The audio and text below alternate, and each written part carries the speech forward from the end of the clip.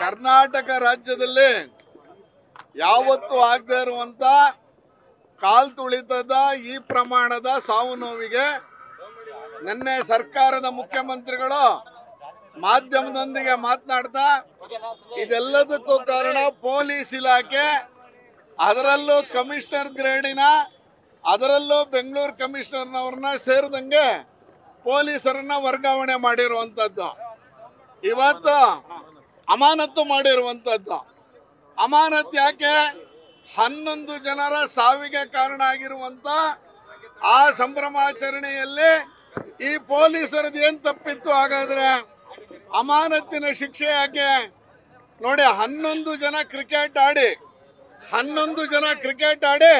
11 ಜೀವಗಳನ್ನ ಬಲಿ ಪಡೆದಂತ ಈ ಕೃತ್ಯಕ್ಕೆ ನೀವು 11 ಜನ ಪೊಲೀಸರನ್ನ ಮಾಡಬೇಕಾಗಿತ್ತಲ್ಲ.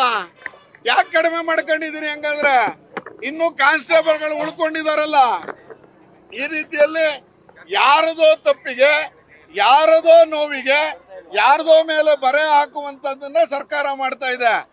ನಾವು ನಿನ್ನೆನೂ ಹೇಳಿದ್ದೀವಿ, ಈ ಒಂದು ರ್ಯಾಲಿಗೆ ಅಥವಾ ಈ ಒಂದು ಸಂಭ್ರಮಾಚರಣೆಗೆ ಅನುಮತಿ ಕೊಟ್ಟವ್ರು ಯಾರು?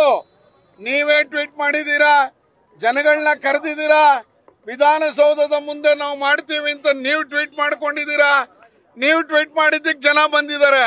ಹಾಗಾದ್ರೆ ನಾನು ಟ್ವೀಟ್ ಮಾಡಿದ್ದು ಸರಿಯಲ್ಲ, ನಾನು ಈ ರಾಜ್ಯ ಹೇಳಿದ್ದೀರಾ? ನೀವು ಯಾರ ಮೇಲೆ ಒತ್ತಾಗ್ತಾ ಇದ್ದಾರೆ? ಈಗ ಇದನ್ನ ಇವತ್ತು ಪೊಲೀಸ್ ಕಮಿಷನರು, ಅಡಿಷನಲ್ ಕಮಿಷನರು, ಯಾರ್ಯಾರು ಇನ್ಚಾರ್ಜ್ ಇದ್ದಾರೆ ಅವರೆಲ್ಲರನ್ನ ಸಸ್ಪೆಂಡ್ ಮಾಡ್ತೀರಿ. ನೀವು ಯಾವ ಕಾರಣಕ್ಕೆ ಮಾಡ್ತೀರಿ ಸ್ವಾಮಿ?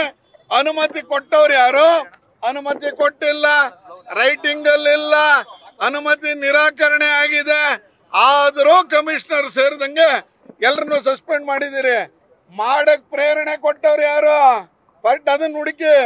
ಒಬ್ಬ ಪ್ರಮುಖ ರಾಜಕಾರಣಿ ಮುಖ್ಯಮಂತ್ರಿಗಳ ಸುತ್ತಮುತ್ತ ಇರೋರು ನೀವು ಮಾಡ್ರಿ, ನಾನೆಲ್ಲ ಮಾಡ್ತೀನಿ ಅಂತ ಹೇಳಿದ್ದಾರೆ ಎನ್ನುವಂತ ಅಂಶ ಹೊರಗೆ ಬರ್ತಾ ಇದೆ. ಇವತ್ತು ಯಾರವರು? ತನಿಖೆ ಮಾಡಿಸಿ ನಿಮಗೆ ಗೊತ್ತಾಗುತ್ತೆ.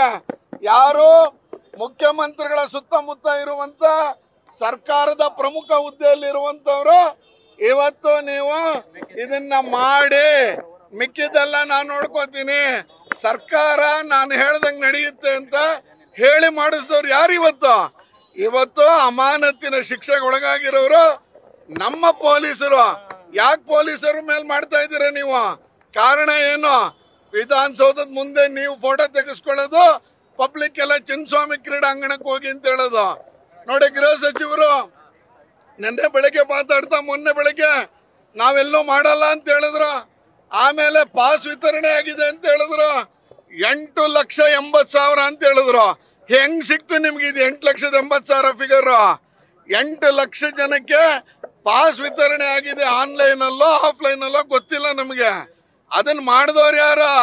ಅವನನ್ನ ಯಾಕೆ ಇನ್ನೂ ಬಿಟ್ಟಿದ್ದೀರಿ? ಕಮಿಷನರ್ ಇವ್ರಿಗೆ, ಯಾರಿಗೆ? ಹೋಮ್ ಮಿನಿಸ್ಟ್ರಿಗೆ 8 ಲಕ್ಷ ಇದೆ ಅಂತ ಗೊತ್ತಾದ ಮೇಲೆ ಅದಕ್ಕೆ ಬೇಕಾದಂತ ರೀತಿಯಲ್ಲಿ ಯಾಕೆ ತಯಾರು ಮಾಡ್ಕೊಳ್ಳಿಲ್ಲ ನೀವು? ತಯಾರಿನೇ ಇಲ್ಲದೆ, ಏನನ್ನೂ ಮಾಡದೆ ಇವತ್ತು ಸಾರ್ವಜನಿಕರಿಗೆ ಬನ್ನಿ ಬನ್ನಿ ಅಂತ ಕರೆದ್ಬಿಟ್ಟು ಕ್ರೆಡಿಟ್ ವಾರನ್ನ ತೆಗೆದುಕೊಳ್ಳುವ ಗುಂಗಿನಲ್ಲಿ ಇವತ್ತು ಪೊಲೀಸ್ ಅಧಿಕಾರಿಗಳನ್ನ ಅಮಾನತ್ ಮಾಡಿದ್ದೀರಿ. ಮೈಸೂರಿನ ಮೂಡಾದಲ್ಲಿ ನಾವು ಇಷ್ಟು ಹೇಳಿದ್ರು ಅಧಿಕಾರಿಗಳನ್ನ ತಂಟೆಗೆ ಹೋಗಿಲ್ಲ ನೀವು. ಯಾಕೆ? ಇದರಲ್ಲಿ ನಿಮಗ್ ಲಾಭ ಆಗಿತ್ತು. ಬೆಂಗಳೂರು IPL ಅಲ್ಲಿ DCM ಗೆ ಲಾಭ ಆಗುತ್ತೆ ಅಂತ ಅಧಿಕಾರಿಗಳನ್ನ ಅಮಾನತ್ ಮಾಡ್ತೀರಾ? ಮೈಸೂರಿನಲ್ಲಿ ಯಾಕೆ ಸ್ವಾಮಿ ಅಧಿಕಾರಿಗಳನ್ನ ಅಮಾನತ್ ಮಾಡಿಲ್ಲ? ಮೈಸೂರಿನಲ್ಲಿ ಲಾಭ ನಿಮ್ಮದು, ಬೆಂಗಳೂರಿನಲ್ಲಿ ಇದರ ಲಾಭ ಪಡ್ಕೊಳಕ್ ಹೊರಟಿದ್ದು DKC ಎನ್ನುವಂಥದ್ದು. ಈ ರೀತಿಯಲ್ಲೇ ನೀವು ಮಾಡಿದಿರುವಂತ ಈ ಒಂದು ಏನು ತನಿಖೆಯ ವಿಧಾನ, ಯಾವುದದು ತನಿಖೆ? ಯಾರನ್ನ ಕೇಳ್ಬಿಟ್ಟು ನೀವು ತನಿಖಾ ಆಯೋಗವನ್ನ ನೇಮಕ ಮಾಡಿದ್ದೀರಿ? ಇವತ್ತು ನೀವು ಮಾಡಿರುವಂತ ನ್ಯಾಯಮೂರ್ತಿಗಳ ಬಗ್ಗೆ ನಮ್ಗೆ ಅಬ್ಜೆಕ್ಷನ್ ಇಲ್ಲ. ಆದ್ರೆ ಹೆಂಗ್ ತೀರ್ಮಾನ ತೆಗೆದುಕೊಂಡ್ರೆ? ಹೈಕೋರ್ಟ್ನ ಜಡ್ಜ್ನ ಅನುಮತಿ ತಗೊಂಡಿದ್ದೀರಾ? ಕನ್ಸಲ್ಟೇಷನ್ ಆಗಿದೆಯಾ? ಆಗಿದ್ರೆ ಯಾವಾಗ ಆಗಿದೆ? ಇದೆಲ್ಲವನ್ನು ಮುಖ್ಯಮಂತ್ರಿಗಳು ರಾಜ್ಯ ಜನತೆಗೆ ವಿವರಿಸಬೇಕು. ಯಾರೋ ಇದು ಮಾಡೋದಕ್ಕೆ ಇನ್ಯಾರನ್ನೋ ಅಮಾನತ್ ಮಾಡಿ ದಕ್ಷ ಮತ್ತೆ ಪ್ರಬುದ್ಧ ಎಲ್ಲ ಅಧಿಕಾರಿಗಳು ಅವ್ರ ಮೇಲೆ ಏನಿದೆ ತಪ್ಪು? ಯಾಕೆ ಮಾಡಿದ್ರಿ? ಅದರ ಪೊಲೀಸರ ಪರವಾಗಿ ಇವತ್ತು ನಾವು ರಾಮಸ್ವಾಮಿ ವೃತ್ತದಲ್ಲಿ ಭಾರತೀಯ ಜನತಾ ಪಾರ್ಟಿ ಎಲ್ಲಾ ಕಾರ್ಯಕರ್ತರ ಜೊತೆ ನಾವು ಇವತ್ತು ಟೋಕೆನ್ ಪ್ರೊಟೆಸ್ಟ್ ಅನ್ನ ಮಾಡ್ತಾ ಇದ್ದೀವಿ. ವಿಧಾನಸೌಧ ಪೂರ್ತ ಕುಟುಂಬ ಸದಸ್ಯರು ಮೆಟ್ಲ ಮೇಲೆ ನಿಂತ್ಕೊಂಡ್ರಲ್ಲ, ಹೆಂಗ್ ಕರೆದ್ರಿ ನೀವು, ಟ್ವೀಟ್ ಹಾಕಿ ಮಾಡಿದ್ರಿ ನೀವು. ಈ ರೀತಿಯಲ್ಲಿ ನಿಬ್ಬ ತೆವಲಂಗ್ ಮಾಡ್ಬಿಟ್ಟು ಪೊಲೀಸ್ ಅಧಿಕಾರಿಗಳನ್ನ ಸಸ್ಪೆಂಡ್ ಮಾಡಿರುವಂತ ಕ್ರಮವನ್ನು ವಿರೋಧಿಸಿ ನಾವು ಪ್ರೊಟೆಸ್ಟ್ ಮಾಡ್ತಾ ಇದ್ದೀವಿ. ನ್ಯೂಸ್ ಫಸ್ಟ್ ನಿರ್ಭೀತಿಯಿಂದ ನಿಮ್ಮ ಪರವಾಗಿ.